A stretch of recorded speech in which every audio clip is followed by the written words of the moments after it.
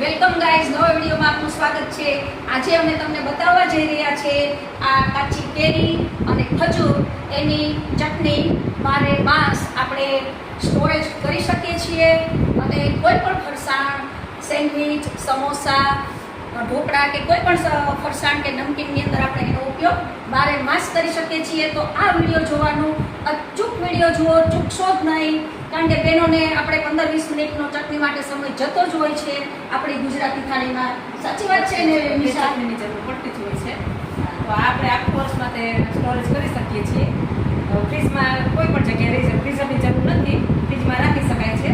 અને જ્યારે ખાવાના ઉપયોગમાં લેવું હોય ત્યારે આમાં ઉપરથી ચટણી, નિમક, પછી આદુ, મરચાં, લસણની પેસ્ટ તમારા સ્વાદ પ્રમાણે તમારે ઉમેરવાનું છે। પલ્પ રેડી થઈ જશે। ઓકે, પલ્પ રેડી થઈ જશે। સરસ, ચાલો હવે તો સ્ટાર્ટ કરીએ છીએ। આવી રીતના શેરીને છોલી અને છાલ કાઢી નાખવાની છે, પછી આપણે એને ખમણીથી ખમણી લેશું। હા, અંદાજે કેટલી છે કેરીનું વજન? 600 ગ્રામ કેરી છે। અચ્છા, અને આપણે 500 ગ્રામ જેટલો ખજૂર લીધો છે અને 200 ગ્રામ ખાંડ લેશું। પછી તમારા ટેસ્ટ પ્રમાણે તમારે ખટાશ ગળાશ જેટલી જોતી હોય એટલું વધઘટ પ્રમાણ કરી શકાય। ગાઈસ જો 500 છે એ ખજૂર લીધો છે આપણે, આ અને કેરી છે એ 600 ગ્રામ છે અને આ છે એ 200 ગ્રામ છે સુગર। હવે એનું તમે આ જોજો ચટણી કેવી રીતે બને છે। આનું ખમણ થશે।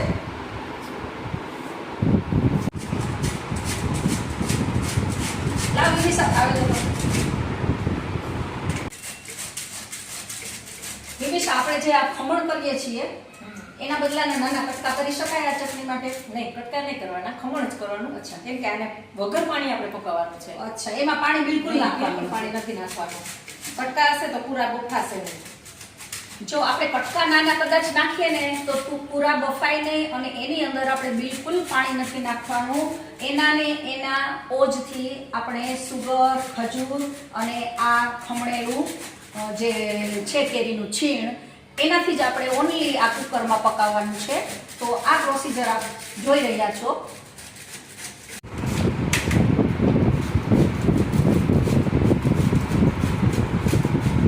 આ કેરી છે એ રાજાપુરી કેરી છે, અને ત્યાં સુધી કેરી દળવાળી લેવાની જેથી કોટલા અને છાલ ઓછા જાય અને ખટાશ પણ એના પ્રમાણમાં આવી જાય।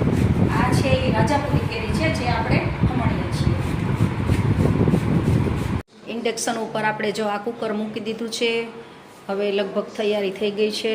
ખમણાઈ ગયું છે, ખજૂર રેડી છે, સુગર રેડી છે, અને હવે આપણે સ્ટાર્ટ કરીએ છીએ। આપણું બધું મટીરિયલ રેડી થઈ ગયું છે। હવે આપણે એને સ્ટીમ આપવા માટે કુકરમાં એડ કરીશું। પહેલા લેશું આપણે કેરી નીચે રાખવાની છે, ખજૂર વચ્ચેના ભાગમાં આવશે ને ઉપર ખાંડનું કોટિંગ થઈ જશે। હા, અને પાણી વગર? હા, વગર પાણી।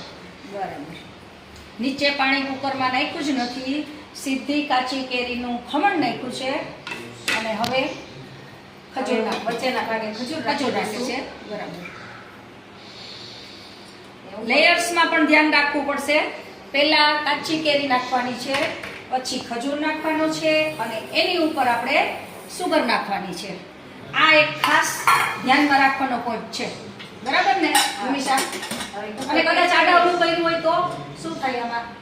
એમાં શું છે કે ખજૂર જો નીચે જશે ને તો ખજૂર તો એકદમ ડ્રાય હોય, તો નીચે બેસી જશે। બરાબર, એટલે કેરી હશે ને તો કેરીનો તો રસ છૂટે ને, રસ છૂટે। બરાબર, ગરમ થશે એટલે રસ છૂટશે। બરાબર, એકદમ સ્લો ઇન્ડક્શન ઉપર આપણે એને હા, વિસલ નથી થવા દેવાની, ખાલી વરાળ ભરાઈને એટલી જ રાખવાની છે। અચ્છા, વરાળ ભરાઈ જાય, વિસલની આમ આપણે એમ લાગે કે હવે તૈયારી છે ત્યારે આ ઓફ ઇન્ડેક્સ સગડી આપણે ચાલુ થઈ ગઈ છે, અને આને વિસલ મારવાની નથી, ધીમા તાપે પકવવાનું છે। અને જેમ લાગે કે હવે સીટી થવાની તૈયારી છે ત્યારે તમારે એને ઓફ કરી દેવાનું છે, એટલે એ આપણું અંદર રેડી થઈ જશે। બફાઈ ગયું હોય વિનિશા, એ ઠંડુ થાય પછી એની શું પ્રોસીજર કરવાની છે? એટલે સાવ ઠંડુ નથી થવા દેવાનું, થોડું આપણે એમ લાગે કે હવે 10-15-20 મિનિટ કુકર ઠરી ગયું છે, પછી આપણે એને બ્લેન્ડરથી ક્રશ કરી અને પલ્પ ગમે બાઉલમાં કે એરટાઈટ ડબ્બામાં તમે ભરી અને ફ્રીજમાં સ્ટોરેજ કરી શકો છો। અચ્છા, 12 મહિના સ્ટોરેજ રહે ફ્રીજમાં? ખાઈને એકદમ રેડી થઈ ગયું છે। આપણે બ્લેન્ડર મારી ક્રશ કરીને એકદમ મસ્ત પલ્પ બનાવી લેશું. એક બ્રેક લઈને આવી ગયા છીએ. ચાલો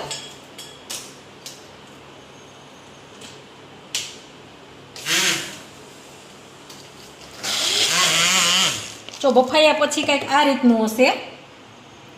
હવે આપણે એને બ્લેન્ડરમાં શું એકદમ એક રસ સરસ થઈ જશે.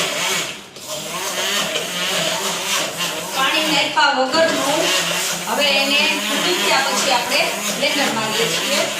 વિનિશા એક વાત કહું તને, આપણે કેવું છે ખબર છે, જેન્ટ્સ ગમે ત્યારે ફોન કરીને એમ કહે કે અડધી કલાક લાગશે, અમારે ગેસ્ટ આવે છે તો તમે ભજીયા ફટાફટ બનાવી નાખજો ને અમારે થોડી ઉતાવળ છે.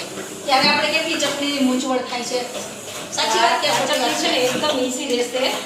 અને આ સમોસા, પકોડા, ખાટા ઢોકળા, ભજીયા બધાને બહુ જ મસ્ત ને ટેસ્ટી લાગે છે. ત્યારે પછી આ ચટણી બહુ યાદ આવે. જ્યારે ફ્રીઝરમાં કાંઈ ચટણીનો આપણે સ્ટોક ના કર્યો હોય ત્યારે લગભગ ચટણી બનાવવાની વાત આવે તો લગભગ 20-25 મિનિટ આપણે ચટણી બનાવતા બહેનોને વહી જાય છે. અને જેન્ટ્સને ખબર જ ના હોય, એ તો ઓર્ડર જ મારી દે કે અમે આવીએ છીએ, તો કેટલી મુશ્કેલી પડે. અને આમાં કેવું છે કે આને ફ્રીઝરની પણ જરૂર નથી રહેતી. ફ્રીજમાં રહી શકે છે એટલે તમારે પલ્પ આવો ને આવો સરસ સોફ્ટ જ રહેશે. ગમે ત્યારે ઉપયોગમાં લેવો હોય બે ચમચી પલ્પ કાઢી ઉપરથી નિમક, સૂકું મરચું, આદુ મરચું લસણની પેસ્ટ તમારા સ્વાદ મુજબ તમે ઉમેરી શકો છો. ફ્રીજમાં આપણે રાખી શકીએ, ઉપર તમે ફ્રીઝરમાં ના રાખો તો પણ ચાલે છે. રેડી થઈ ગયો છે વિમિશા? બસ જો એકદમ રેડી થઈ ગયો છે. અચ્છા, હવે આપણે બરણીમાં ભરવા લાયક થઈ ગયો છે. જો એનો આવો લુક આવશે બની ગયા પછી. અને હવે સીધું શું કરવાનું છે? સીધું ભરવાનું જ છે. હા, હવે ડબ્બામાં ભરી અને સ્ટોરેજ કરી દેવાનું. હવે ડબ્બામાં ભરી અને સ્ટોરેજ કરવાનો. અને ફ્રીઝરમાં ના મૂકો અને ફ્રીજમાં મૂકો તો પણ ચાલે છે. આખું વર્ષ ફ્રીજમાં રાખશો તો પણ કંઈ થશે નહીં. નિમિષા, આપણે જ્યારે રેડી ઉપયોગમાં લેવાની હોય ચટણી ત્યારે આપણે એમાં પાણી નાખવાનું હોય? હા, એ તો આપણે આપણા ટેસ્ટ પ્રમાણે, સ્વાદ પ્રમાણે જેટલી જાડી પાતળી જોતી હોય હા. એ પ્રમાણે પાણી ઉપરથી એડ કરી અચ્છા. અને સૂકું મરચું, નિમક, આદુ લસણ મરચાની પેસ્ટ હા. આવતી હોય તો એ પણ નાખી શકાય. બરાબર. પછી બ્લેન્ડરથી પાછું ક્રશ કરી લેવાનું, જોઈએ બરાબર. એટલી હા. થિકનેસ રાખવાની. અચ્છા. અને આમલી કરતાં આ એનો ટેસ્ટ સાવ અલગ આવે અને એકદમ જોરદારનો ટેસ્ટમાં લાગે. કારણ કે એની ટાઈમ તમે કાચી કેરી ક્યારેય મળવાની ના હોય એટલે ચટણી એકદમ જોરદાર ટેસ્ટવાળી હોય છે. ચાલો, હવે આપણો પલ્પ ડબ્બામાં ભરવા લાયક એકદમ મસ્ત થઈ ગયો છે. તો આપણે મેં ડબ્બામાં ભરી અને આખું વર્ષ માટે સ્ટોરેજ કરી શકીશું. તો ગાઈઝ, કેવો લાગ્યો આ વિડીયો? અમે તો ઓલરેડી આપણો આ પલ્પ તૈયાર થઈ ગયો છે કેરીની ચટણીનો. આપણે અહીં અવનવા વિડીયો સાથે મળતા રહેશું. અને ગાઈઝ, આપણે ચેનલના સપોર્ટ બદલ ખૂબ ખૂબ આભાર. જય શ્રી કૃષ્ણ.